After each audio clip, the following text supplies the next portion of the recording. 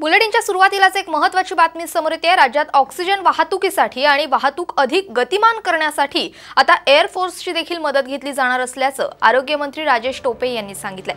Oxygen इतर राज्यांमधून येण्यासाठी आता उशीर होतोय। विशाखापट्टणमहून ट्रेन येत आहे पण उशीर झालेला आहे आणि आता ज्या राज्यातून ऑक्सिजन मिळेल तिथे रिकामे टँकर्स एअरलिफ्ट केले जाणार असल्याचं देखील समजतंय। एअर फोर्स माध्यमातून आता रिकामे टँकर्स पाठवले जाणार आहेत तसं टोपे म्हणालेले आहेत। त्याचबरोबर ही विरारमधील घटना हृदय पिवटून टाकणारी घटना आहे असं देखील त्यांनी यावेळी म्हटलेलं आहे।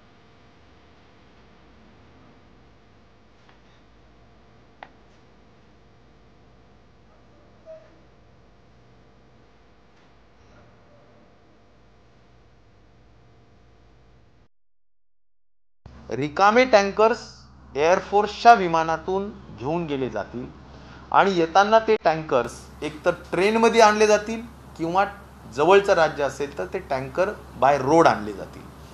तर हा एक महत्त्वाची एअरफोर्सच्या विमानांनी रिकामे टँकर्स घेऊन जाण्याचा जो काही केंद्र शासनाने मान्यता दिलेली आहे तर त्याबद्दल मला वाटतं की आपल्या राज्याला ऑक्सिजन मिळण्याच्या दृष्टिकोनातून निश्चित प्रकारे काही प्रमाणात आपल्याला गती प्राप्त होईल असं मला वाटतं की ही अत्यंत दुर्दैवी दुःखद घटना आहे। अतिशय मनाला आणि हृदयाला पिळवटून टाकणारी घटना आहे। आम्ही सगळ्या मृत्यू झालेल्या लोकांच्या परिवाराच्या दुःखात मनापासून सहभागी आहोत आणि या सगळ्या परिस्थितीत जे म्हणून शासनाने करणं शक्य आहे ते सगळं आम्ही करणार आहोत।